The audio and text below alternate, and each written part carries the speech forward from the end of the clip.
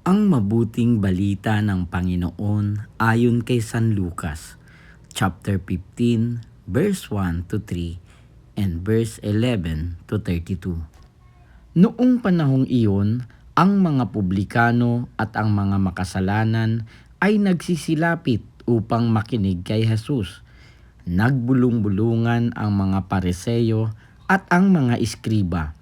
Ang sabi nila, ang taong ito'y nakikisalamuha sa mga makasalanan at nakikisalo sa kanila.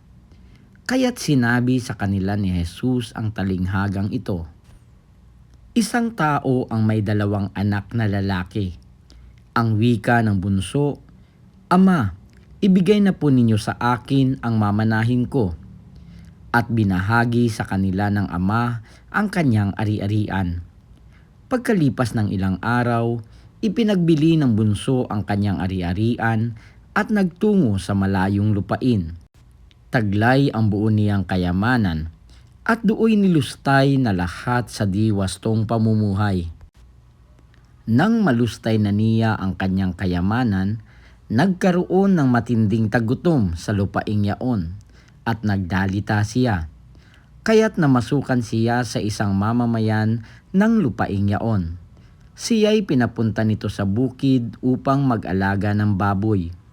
Ibig sana niyang punan ang kanyang pagkain kahit ng mga bungang kahoy na ipinapakain sa mga baboy, ngunit walang magbigay sa kanya. Nang mapag-isip-isip niya ang kanyang ginawa, nasabi niya sa sarili, ang mga alila ng aking ama ay may sapat na pagkain at lumalabis pa. Samantalang ako'y namamatay sa gutom dito. Babalik ako sa kanya at sasabihin ko, Ama, nagkasala po ako sa Diyos at sa inyo. Hindi na po ako karapat-dapat na tawagin ninyong anak. Ibilang na lamang ninyo akong isa sa inyong mga alila. At tumindig siya at pumaroon sa kanyang ama. Malayo pa'y natanawan na siya ng ama at ito'y labis na nahabag sa kanya. Kaya't patakbo siyang sinalubong, niyakap at hinagkan.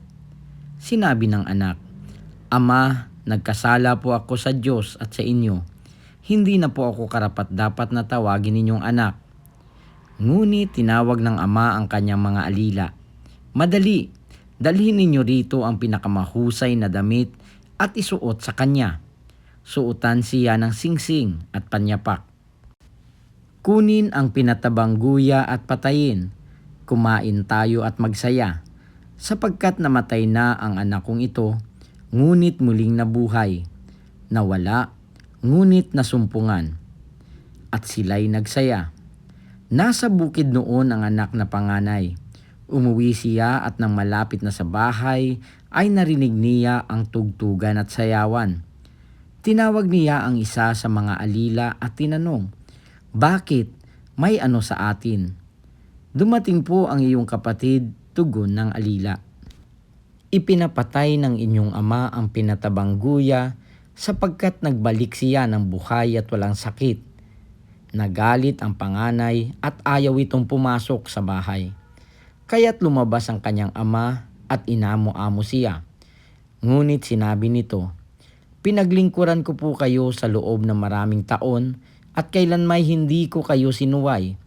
Ngunit ni minsay hindi ninyo ako binigyan ng kahit isang bisirong kambing para magkatuwaan kami ng aking mga kaibigan. Subalit nang dumating ang anak ninyong lumustay ng inyong kabuhayan sa masasamang babae, ipinagpatay pa ninyo ng pinatabang guya. Sumagot ang ama, Anak, lagi kitang kapiling. Ang lahat ng ari-arian ko'y sa iyo. Ngunit dapat tayong magsaya at magalak, sapagkat namatay na ang kapatid mo, ngunit muling nabuhay. Nawala, ngunit nasumpungan. Ang mabuting balita ng Panginoon. Pinupuri ka namin, Panginoong Hesukristo.